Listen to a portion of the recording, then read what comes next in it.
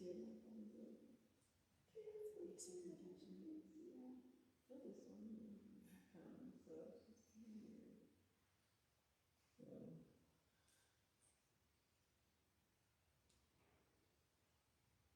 I'm sure it's always been there, isn't it? Yeah. I got home yesterday.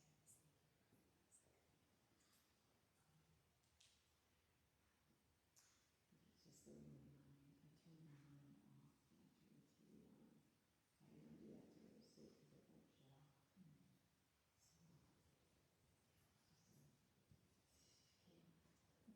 It's just conditioning. yeah. Just conditioning. I will be lazy.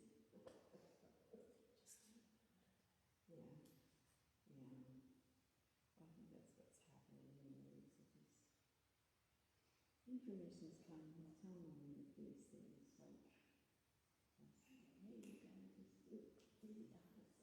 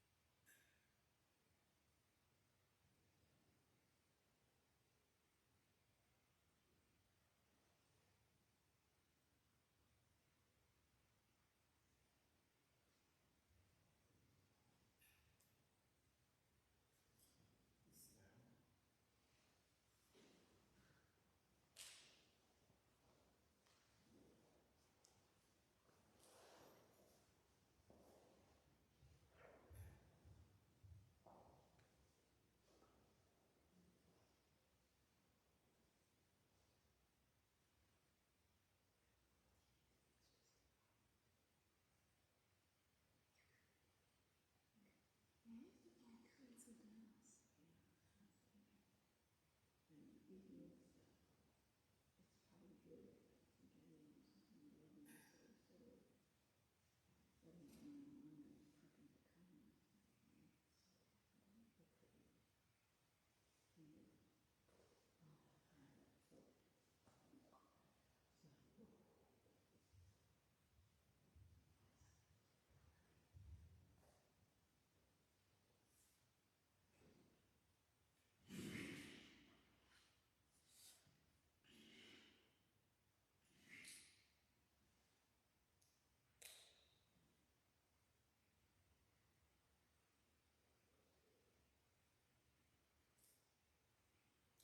Someone sleeping in today. I was just talking about diligent sleep practices.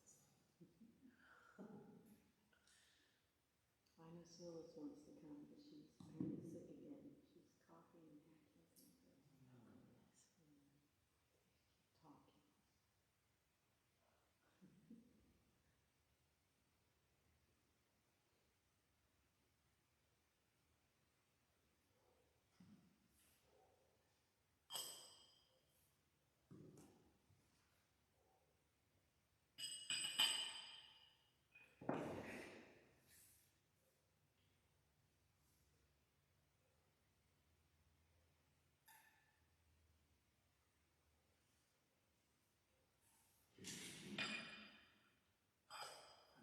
I'm preparing for my 3D talk.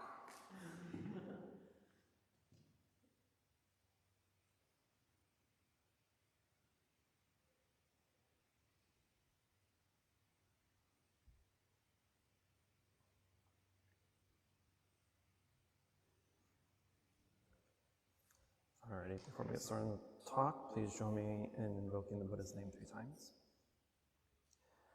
Namo Shakyamuni Buddha, Namo Shakyamuni Buddha, Namo Shakyamuni Buddha.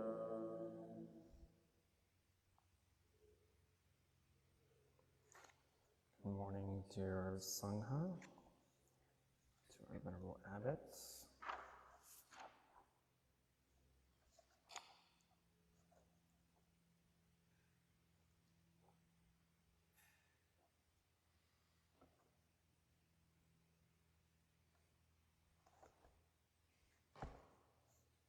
I think I got the wrong book.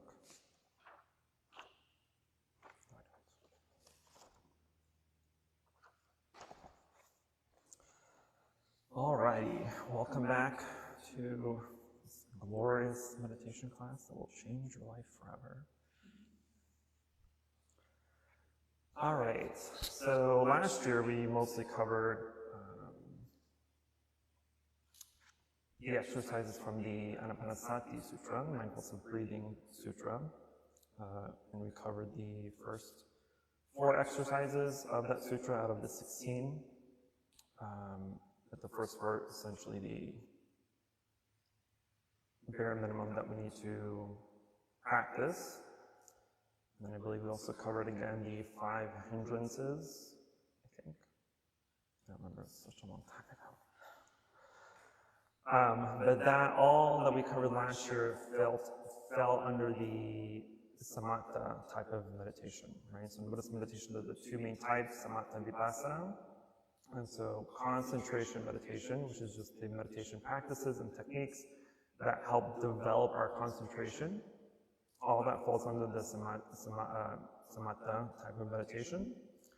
On the other hand, we have vipassana, which is the contemplation meditation or insight meditation, and that falls under the Satipattana Sutra that we will be covering this semester.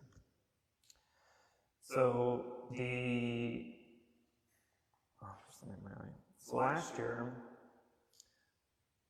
we went over the concentration methods, different meditation techniques, right? I believe we covered meditation on the breath, chanting meditation, visualization meditation, and what else am I missing? Is it only 3? Do you say counting? Yeah, breathing, meditation on the breath, chanting, and visualization. I think that's all I covered because we had a short time last year. Anyway, all those practices are to help develop our concentration, because even before we fall into the realm of contemplation or insight meditation, we have to be at least proficient enough in concentration in order to do contemplation, right?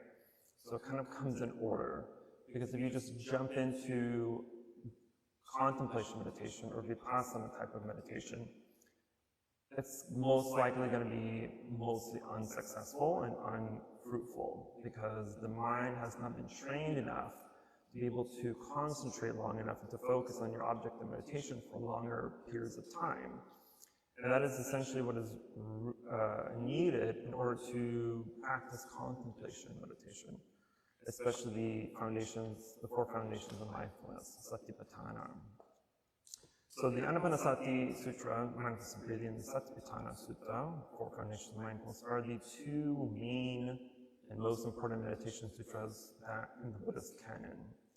There are a handful of other sutras that talk about meditation, the methods and techniques of meditation, but these 2 sutras, the Anapanasati and the Satipattana, are the 2 main sutras.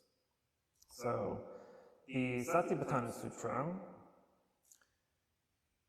before I go there, so the samatha type of meditation, right, only develops our concentration. You don't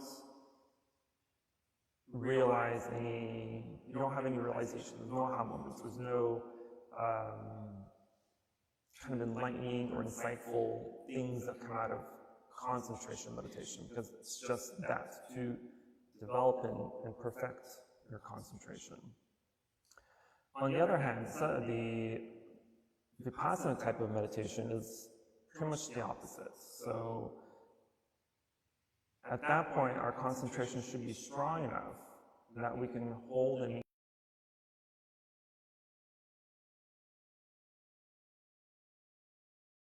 it's through the vipassana type of meditation, or through the 4 foundations of mindfulness, that insights arise. This is the type of meditation where the aha moments do come. This is the type of meditation where enlightenment can come, right? And so, on one hand, we have simply the development and the perfection of our concentration with no insight, no enlightenment. On the other hand, we have Satipattana, which has not so much concentration in it, because it should be already proficient by this time. But the key difference is in Vipassana meditation, through the four foundations of mindfulness, this is where the mind starts to have realizations. This is where the mind starts to develop insights. So because of that, it's one of the most important discourses, sutras, in Buddhism.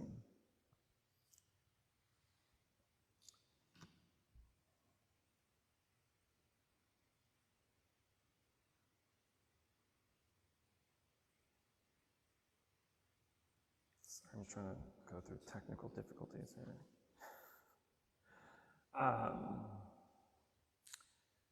So it provides a kind of comprehensive method for developing mindfulness. So mindfulness is sati, right? Sati means mindfulness.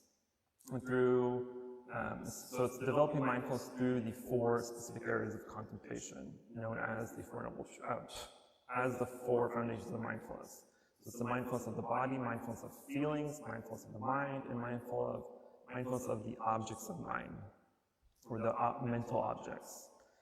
So the Buddha introduced this discourse by stating that the four foundations of mindfulness are the one direct path, right, to the purification of the mind, to the purification of beings, to overcome sorrow and lamentation, ending our suffering and distress, and attaining the right path and realizing nirvana.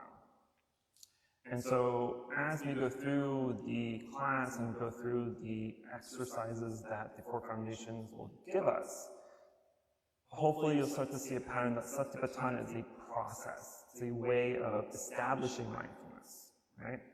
The methods itself don't give you mindfulness. You have to go through the process, go through the exercise, go through the meditation itself in order to create that mindfulness, right? So one of the reasons why most people, or why we would practice the Satipattana methods, is to realize liberation, right? Is to obtain peace and joy in our everyday lives. So to practice meditation is to look deeply and see the essence of things, to see the true nature, the true reality of things around us. And so once we have insight and understanding, we can realize liberation and peace and joy, but also recognize that our fear, our anxieties, and the suffering that kind of binds us in our life are the ropes that bind us in this life, right? So if we want to be liberated from these ropes of suffering and fear and anxiety and et cetera, then we have to observe their nature, which is ignorance, right? Ignorance here is the lack of understanding, lack of clear understanding, or lack of clear knowing.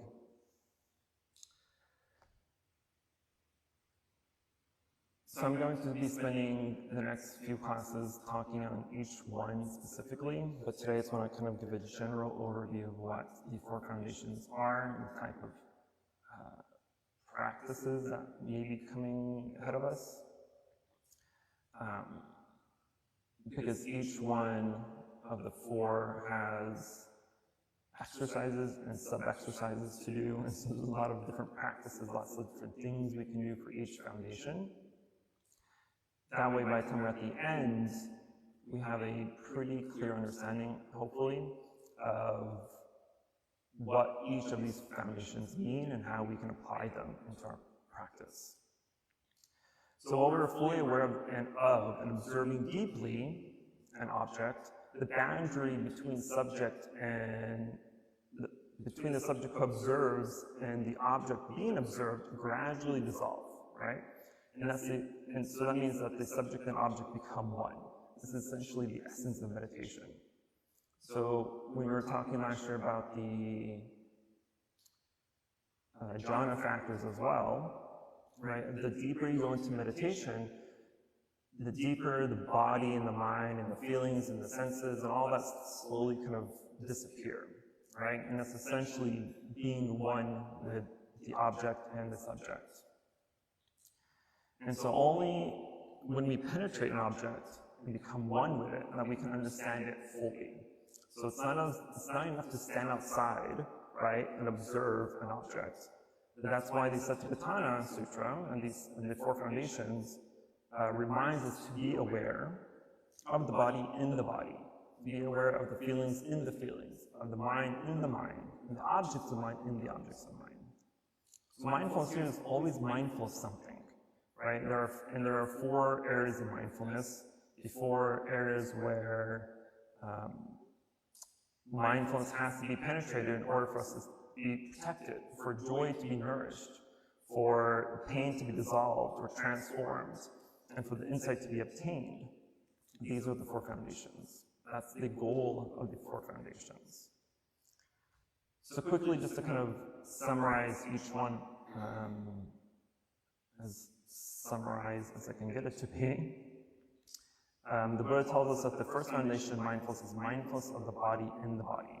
So this means that when you bring mindfulness into your body, mindfulness becomes the body. Awareness is not, again, it's not an outside observer. Mindfulness becomes the body, and the body becomes mindfulness. You're one and the same, right? It's not like we're meditating in peace and all of a sudden we have an out-of-body experience and watching us meditate, right? That's not the body in the body. It's when we're able to connect our mindfulness of whatever object that we're working with and connect it with the body or with the feelings or with the mind or the objects of mind, right? You're not separated. It's not a separate entity. It's not this and that. It's not me and the object, right? You and the object become one.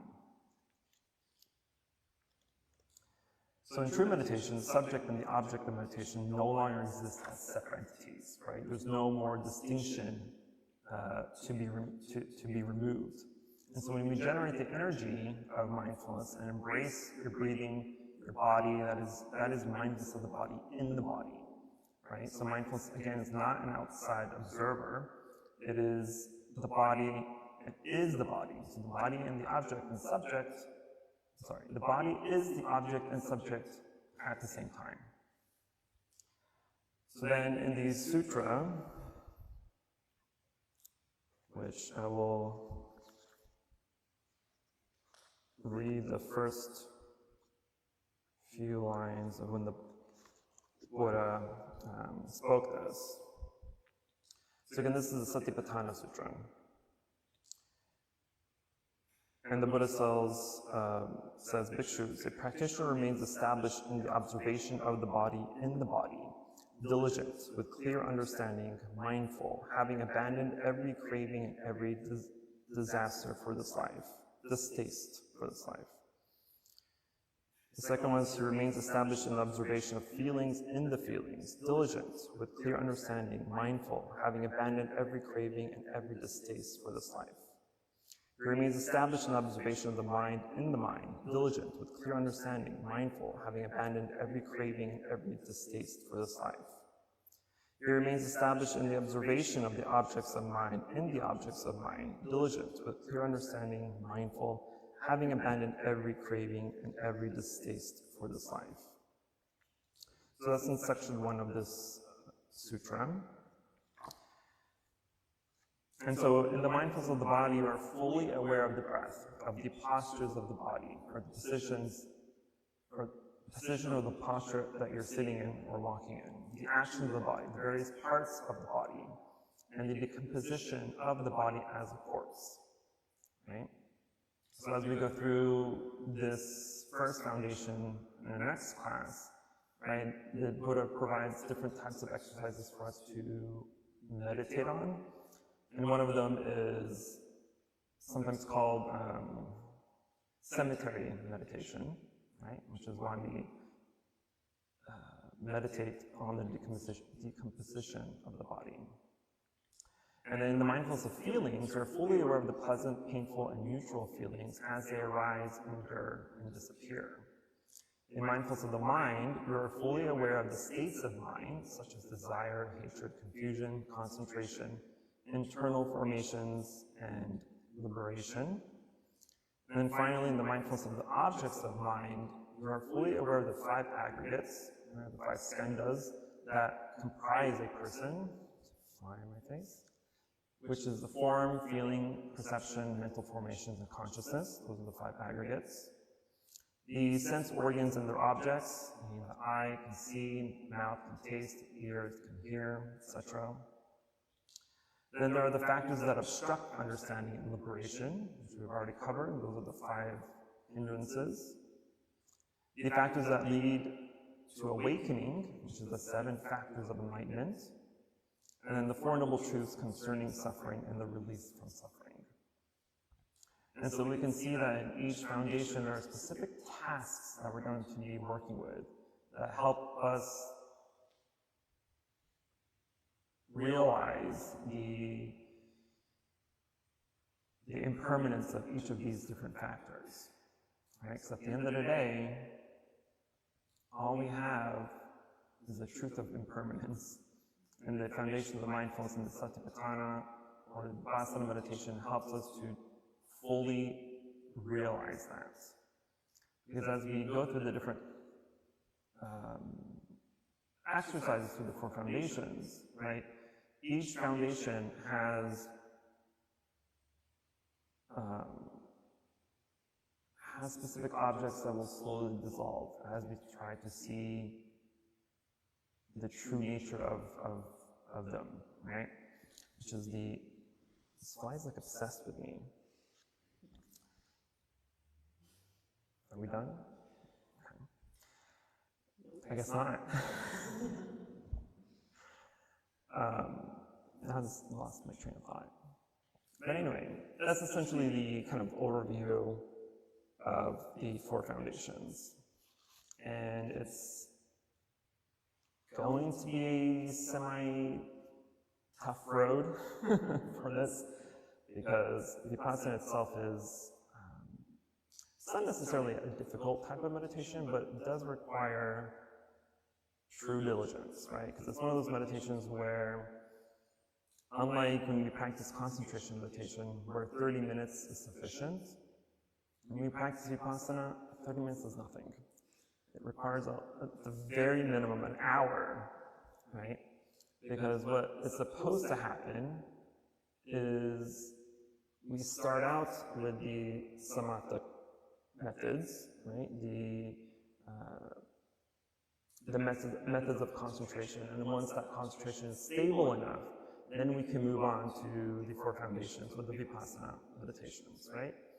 And so depending on how practiced you are with concentration and how easily or delayed it may arise in you, right? You have to take into account that amount of time just to establish concentration, and then we can move on to the 4 foundations, right?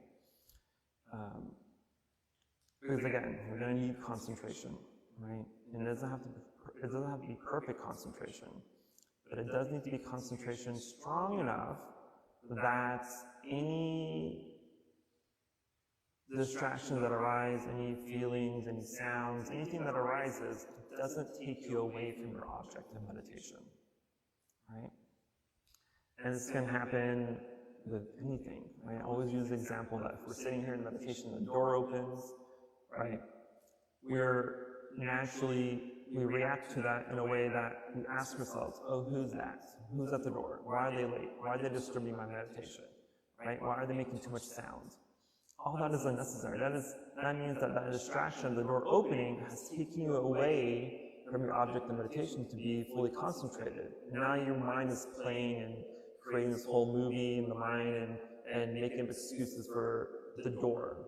Right? You're asking yourself all those questions: who is it? Why are they here? Why are they late? Etc. Etc. When in reality, all that has happened is that the door opened and you heard a sound. Right? But because the mind is stupid sometimes, right? It wants to fill in the blank meaning it wants to fill in who's there, why are they here, who are they, etc., etc., etc., right? It's filling in these gaps because the mind has a tendency to wanting to know all the gossip, right? And so the stories, the excuses that we make up for certain things is essentially mind gossip. It's just trying to figure things out. But again, in reality, we don't know who's there. We don't know why they're late. We don't know why they're here. So what's the point of asking yourself these questions? It's pointless. The only thing you know for sure is that the door opened and it made a sound. And so when that happens, you simply just notate that door opening, that there's a sound. You just needed a one-word label, sound, or door, or person. Whatever comes to mind first, that's all you need. That way, that small moment of distraction stays as a small moment of distraction, and not as a whole movie in our head. So that's essentially why it's going to be important to have a stable, concentrated mind before we move into the foundations. Because the foundations are going to force you, in a way, to try to stay fully concentrated, to try to be fully aware of what's happening in the body, right? And again, we're going to go through the different exercises, like being aware of the breath, right? And goes back to the anapanasati, the mindfulness of breathing. So it's being aware of how we're breathing. Is the breath shallow? Is it heavy? Is it light? Is it coarse? Is it smooth? Is the air entering your nostrils warm or cool or hot, right? So it's being mindful of how the breath is. And then it's also being mindful of the positions of the body, right? How are you sitting? Are you sitting upright? Are you sitting correctly? Are you sitting cross-legged? Is there pain? Is there movement? Do you have to be sitting this way or that way, right? So it's being aware of how the body is in that moment. And then it's also being mindful of the actions of the body. So if you make adjustments in your posture, you have to be aware of that, be mindful of the adjustments, being mindful of how the body is positioned, are you comfortably enough, is there pain, etc., etc. And then we move on to the various parts of the body. So this is almost like the body scan exercise, right? Where you're going through each part of the body one by one, and to be aware and mindful of each of those parts of the body, right? And then lastly is the mindfulness of the decomposition of the body as a corpse. And so in Buddhism, we have the meditation called Maranarasati, right, which is mindfulness of death, meditation on death. And in the sutra, I believe it gives several different examples of this one, which is one of them is the cemetery meditation, where I think it's 9 or 11 steps, I'm not sure. But it takes you through the different stages of decomposition, right? You visualize the different stages of decomposition. That's specifically this part, the decomposition of the body as a corpse. But another meditation is the Maranasati, contemplation of death. And this is a very, very important meditation for both monastics and lay people, because it allows you to acknowledge that death exists. I mean, obviously death exists, but most people try to avoid death, right? They try to ignore death. They don't want to confront death. They don't want to think about death. And so when death arrives or comes about, either to themselves or to someone they love or someone close to them, they're all grief-stricken because they never allowed themselves to fully accept death, right? And so if we're able to meditate on death and accept death, that, life is impermanent, whether we like it or not, right? People die whether we like it or not, regardless of age, color, nationality, all these things that make up a person, or where they're from, or where they're at. All these are unnecessary, right? And so we contemplate on death so that when death arises or happens, that it's no surprise, I guess, in a way, to us, right? We acknowledge and accepted that death will occur, even to our parents, to our significant others, etc., etc.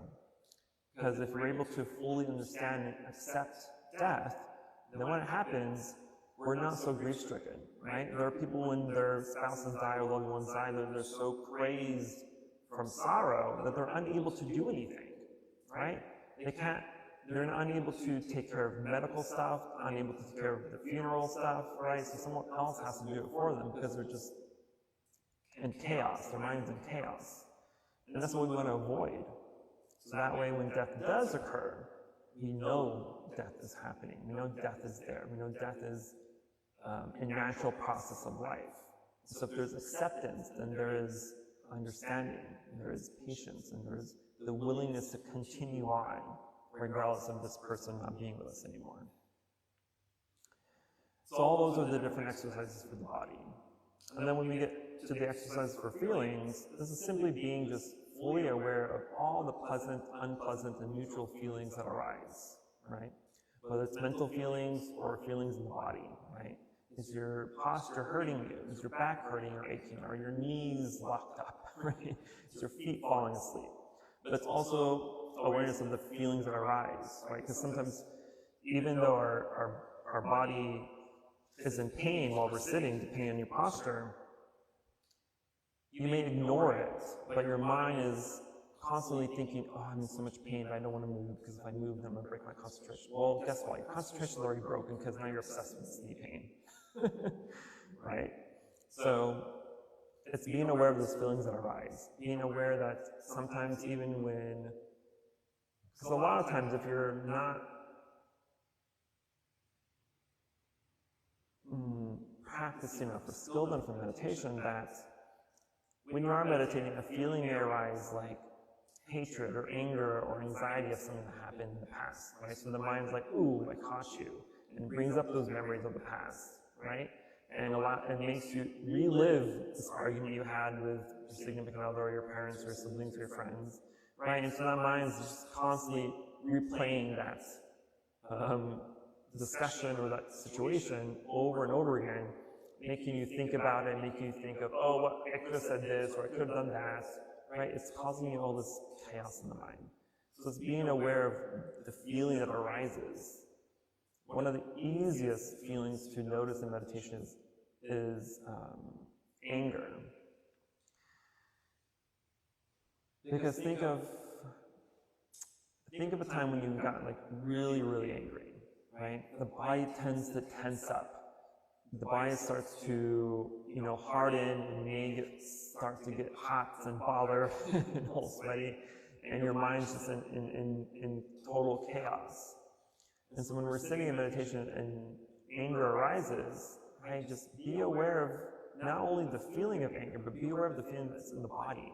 Because your body will naturally start to tense up because you're just so angry, right? And so it's being able to be aware of that tension in the body and be aware of the feelings that are rising because of that anger. But it's also being mindful of things that are pleasurable. So even if you're sitting down and you're very comfortable, right? That's also something to be mindful of. Being mindful of good feelings that may arise, right? Or happy feelings that arise as well. And of course the neutral feelings. Nothing's happening, I'm not in discomfort, I'm not super comfortable either, I'm not angry, but I'm not really happy, I'm just kind of there, right? You're in a neutral zone. So it's also being mindful of that as well. And being mindful of when they arise, being mindful of what's going on during that arisen feeling, right? To be able to endure it, and to be mindful as it disappears. Because again, the mind is trying to take over the meditation. The mind is obsessed with time. It's obsessed with the past, and it's obsessed with the future. So that's why every time if anger arises within you during meditation, it's because of a past event. You can't get angry for something in the future because it hasn't happened yet, right? So we're always angry about something that has already happened in the past. And so the mind will tend to bring those feelings and emotions back up to distract you, take you away from the object of meditation. But then it's also obsessed with the future. It's obsessed with planning. It's obsessed with your to-do list for the day or for the week. It's obsessed with what you're going to do next week, what you're going to do for spring break. You know, it's already thinking ahead when nothing is happening yet. And so the only time the mind cannot control is the present moment. And because it doesn't have any control of the present moment, it's trying to bring past anxieties and future anxieties to ruin that for you. So be aware of how the feelings arise. Be aware of how you're enduring that feeling, and being aware of it disappearing. Because the majority of the time when a distraction arises, the simple act of labeling it and acknowledging it will allow it to disappear naturally on its own. So you don't really necessarily have to force it out. It will go out. It's like, oh, it caught me, so I'm going to go back in hiding, right? And they come back, trying to sneak back in, but then as long as you're mindful and you're aware, you catch it, like, got caught again, and it goes back, right? Eventually, the mind, because what you're doing is training the mind. You're reprogramming how the mind works.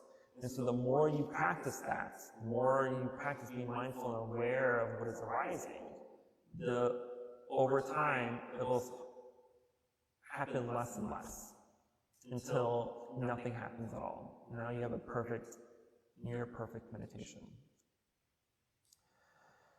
And then the third exercise of mindfulness of mind, this is where we're fully aware of the states of mind, such as desire, hatred, confusion, concentration, internal formation, and liberation.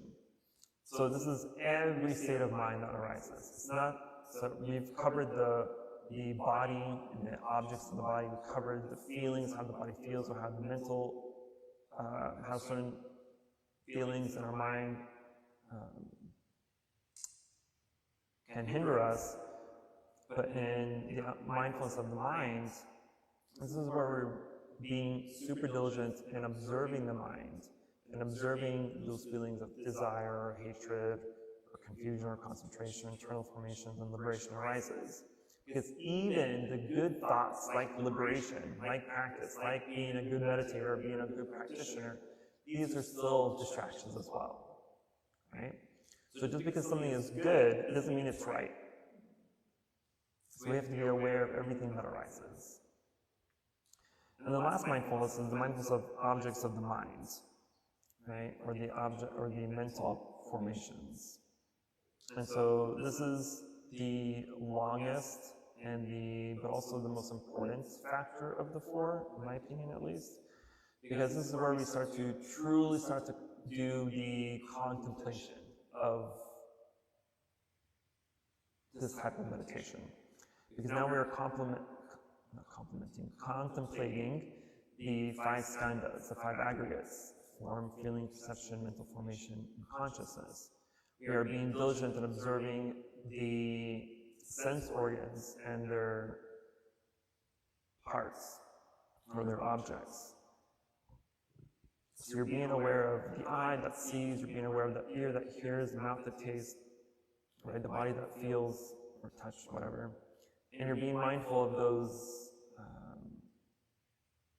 objects, right? And it's also being able to be mindful of the hindrances, right? Because the hindrances, those are the 5 hindrances of sensual desire, ill will, sloth and torpor, restlessness and doubt. These are the hindrances that will cause our meditation to stall, right? This will cause our meditation to not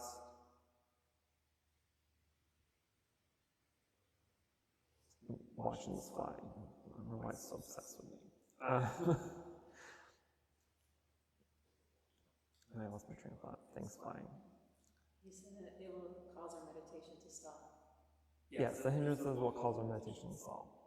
And so if we don't be mindful, we're not mindful of the hindrances, and we're not mindful of how they're arising and what they're arising for, then we will never be able to catch them, right?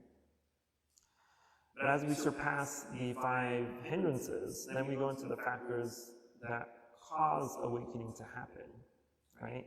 Because it is through Vipassana meditation, through the four foundations of mindfulness, where enlightenment can happen, right? This is the meditation that the Buddha was practicing when he attained enlightenment.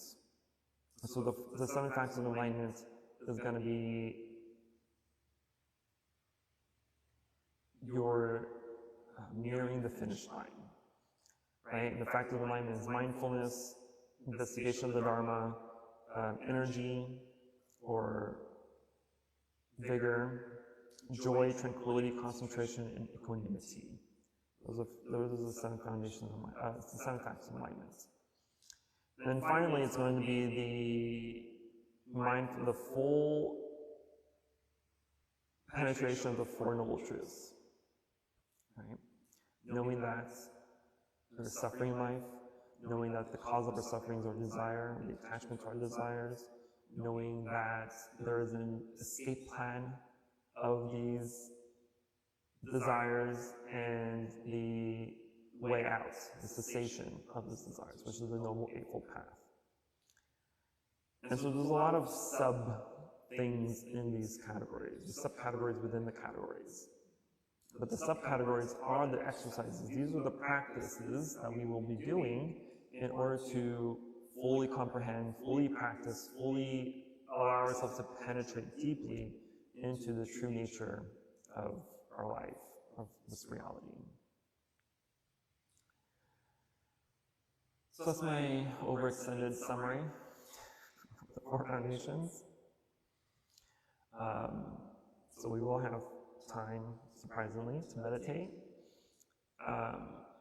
But since we haven't really talked necessarily on the specific exercises of each foundation, so for today's meditation, just simply be aware of the body, feelings, and the mental formations, okay? And the objects of the mind. And so just be aware of how, start with the body, right? Do a body scan, because doing a body scan is very helpful, because instead of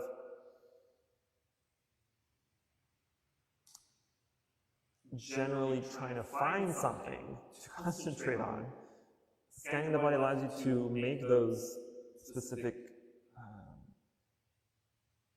observations of each part of the body, right?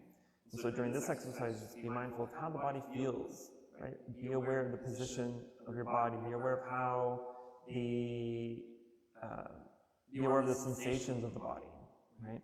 How does it feel?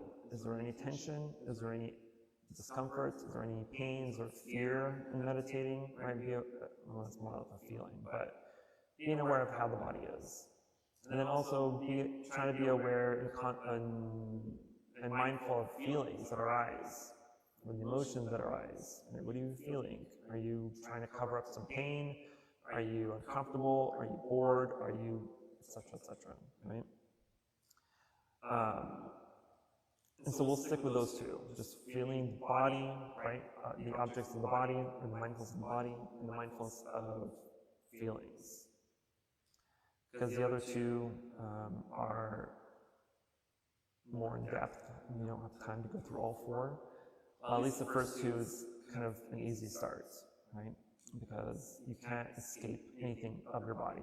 You can't escape the pain it's feeling. You can't escape the pleasure it's feeling.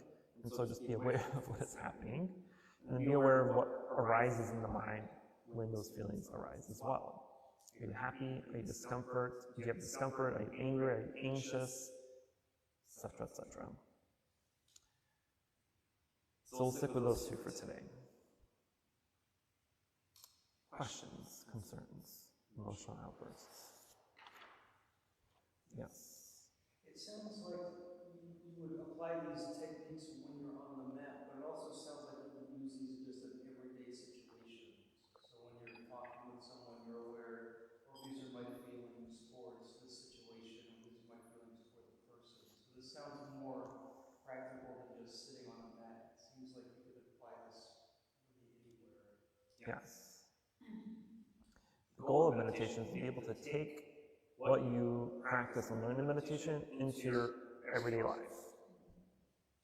Otherwise, how are you going to improve your life if you don't apply it outside of or off the cushion? Right? Especially the hindrances. The hindrances, even though they're specific to meditation, they can happen in any situation. Are you saying that you don't have sensual desire outside of meditation? Are you telling me you don't have ill will or aversion outside of meditation? Are you telling me you don't have doubt outside of meditation? That you don't have sloth and laziness outside of meditation?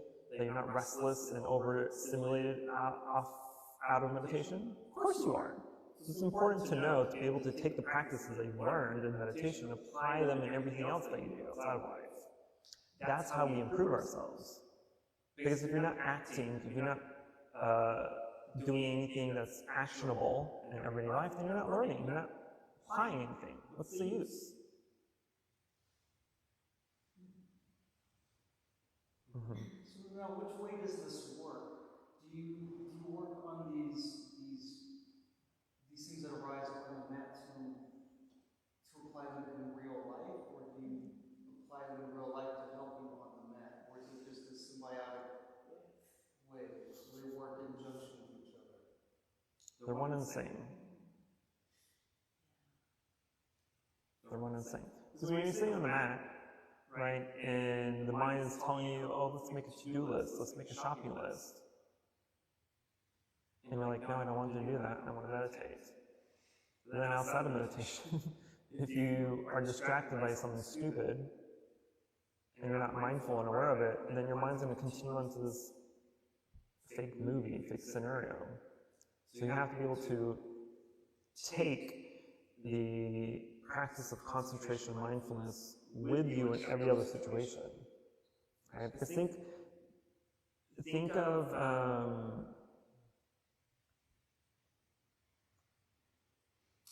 our perceptions. Right? Our perceptions are subjective.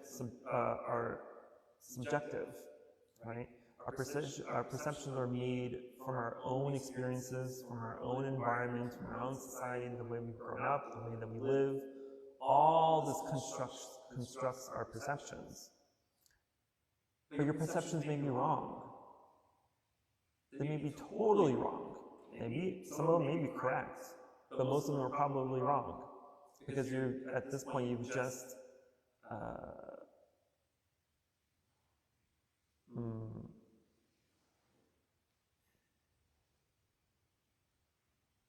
what I'm looking for.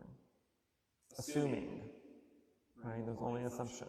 Like when there's a car accident somewhere on the highway, what is our normal reaction to that? We look, we want to see what happened, who's involved, how many people are involved, did someone die, are they hurt, etc., etc. Right? All this information is creating our perception of a car accident. And so we make up excuses, right? The mind is trying to fill in the gaps of what happened, who's involved, why did it happen, who's there, who's not there, who's dead, who's alive. All these are stupid things that are most likely untrue, but the mind wants to fill in those gaps. So it makes up things just to fill in those gaps. So your perception of that accident is incorrect. Because you don't know who's involved. You don't know how it happened. You don't know if someone died or not. You don't know how many people are involved.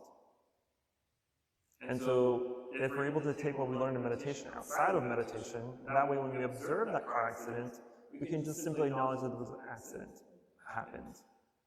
We're not filling our mind with unnecessary fake information. Right? This is why we're completely ignorant. Ignorance here doesn't mean stupidity. In Buddhism, ignorance means not knowing. Right? And seeing an accident is not knowing. You don't have the details. You don't actually need the details. What difference does it make if you knew the information? If you knew those answers to those questions of who involved, how it happened, how many people are there, etc., etc. If you do actually know that information, what does it do for you? Is it beneficial to you in any way, shape, or form? No. So why even try to figure it out? Instead of just acknowledging that an accident has happened, and then just move on. You're not filling the gaps, you're not making up stories, you're not making up scenarios, you're not adding false information to your perception. You're just there.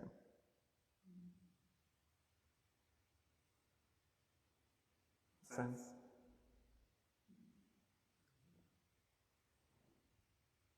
Any other questions or concerns? I don't have a question, but I just wanted to comment on your first initial question, and that's very insightful because a lot of people don't see that they're one and the same. I recently read a book that's called Meditation is Life, Life is Meditation, and I think that you really should have a book for anybody here, but it teaches exactly what we're speaking about today.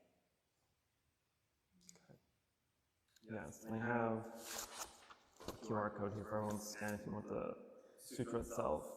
It's one of my, it's one of the translations that I use for the sutra.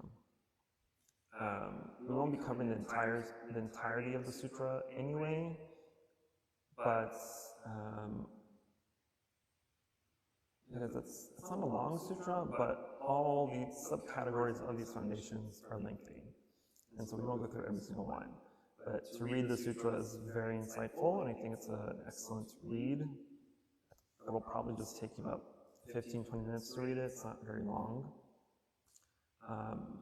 But it is the way out, pretty much. Do you have a different, I don't have a QR code scanner, do you have that, like, where the website is? I can give that to you, yes.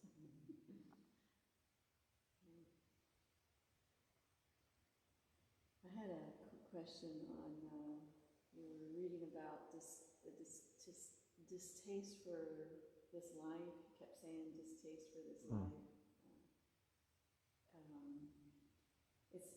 I'm curious if it's, you find this life distasteful? Is that what he's saying? Or is it you find that this life isn't distasteful?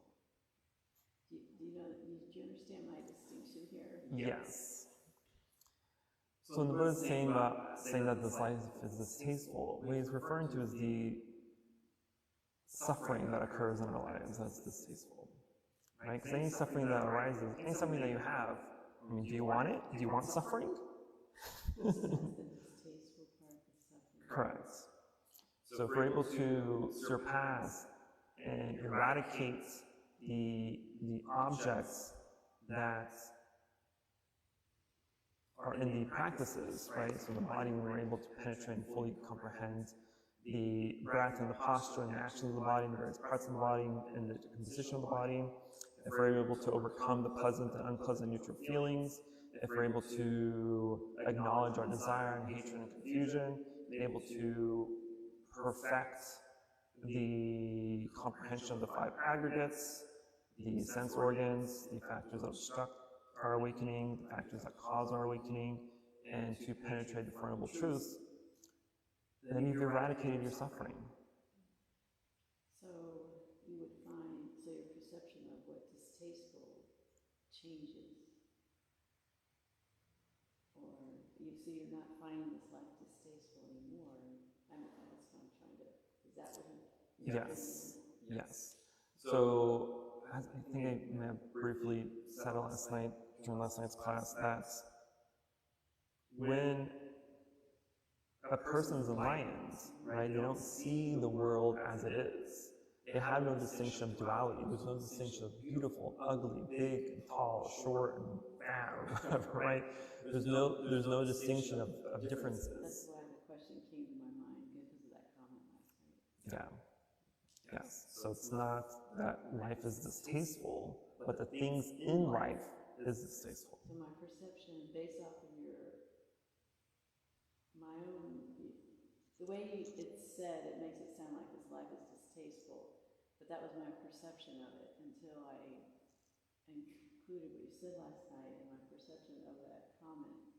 So I just wanted to verify that Yes. underlying true meaning of it. Okay. There you go. See how our perceptions can be wrong sometimes? You need clarity. It's a really good example and question. Very good. So everything kind of comes together at the end. The one true source. questions. So are you ready for 2-hour meditation? I think I'd rather do that than help my daughter finish moving today. Go for it. Okay, we never endure you guys to 2 hours. I'd get up and all be all gone anyway, so. All right, so if there's no other questions, then we will do a quick stretch to sit down for our session.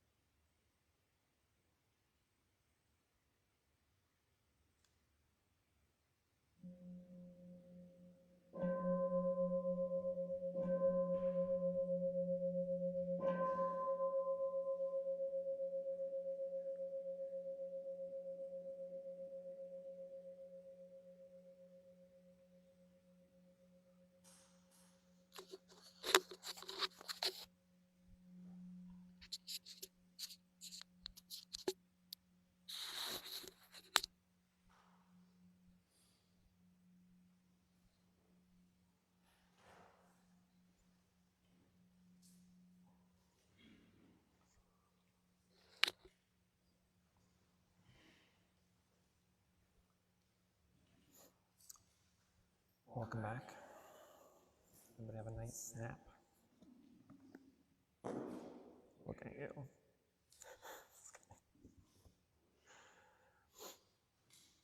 I didn't even have my watch, so I lost track of time. So meant to do 20, I think we did 30. So I unfortunately did not leave time for walking meditation, but I'll be sure to remind myself next time. Okay.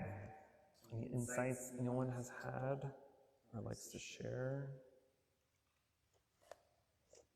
Yes. I have two things to say. One was a comment, one's a question. My comment was, you had said this one thing a few sessions ago that I found very helpful. When I find myself getting distracted, you had said, you're busy, you don't have time for distractions. I literally thought that to myself as I was like, something came across my mind that was useful. I'm like, oh, dude, you're busy. You don't have time. You don't have time to think about it. You're busy doing something. And then my second one was the use of mantras. Is that more for concentration or is that more for vipassana? Concentration.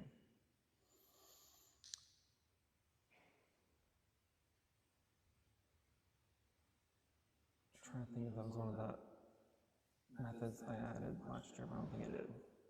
Or I guess I did. I call it chanting meditation. But yes, mantras are just simply that. They're to help you focus the mind on one thing. So your mantra becomes your object of meditation. And so if you use a mantra and you're only focusing on the mantra, and the mantras are pretty helpful because it allows the mind to be busy with something and not really allow any external factors to kind of come in, right?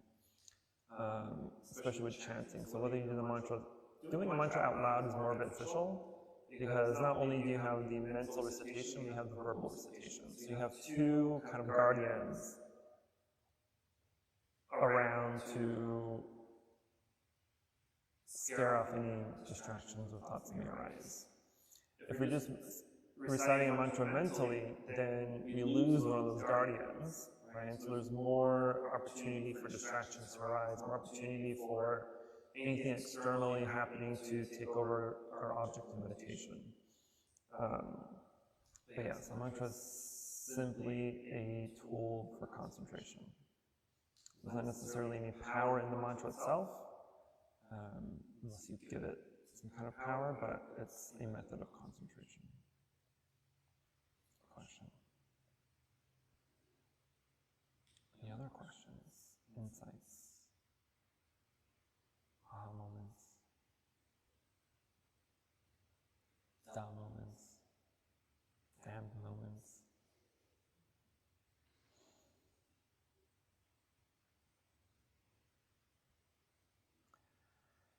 All right, well, there's no other questions. That is my summary so far, or my introduction to the Satipattana.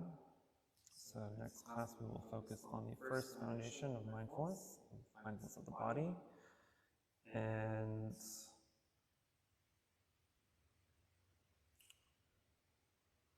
I'm contemplating extending this class session, because usually I only do about 3 or 4 months of class. So I can only do 2 classes a month. You may extend this out so we can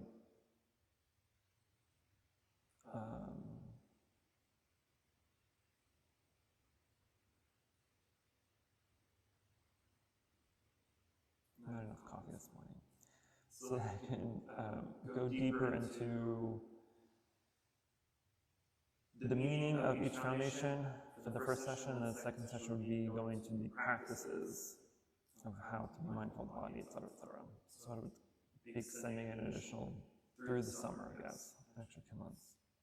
Maybe, I don't know yet. I'm going to do more contemplation about it. I'm going to try to write out my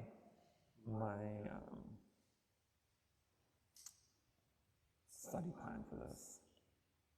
I'm pretty sure I mentioned last night for the sutra study that I would be spending 16 weeks or 16 classes on it. So I may shorten that as Let me shorten that, because I'm going to fall need 16 weeks. So we'll see. We'll see. But anyway, I hope to see everyone on the next class or tomorrow for our service. So please join me in invoking the Buddha's name and transferring the merits. Namo Shakyamuni Buddha.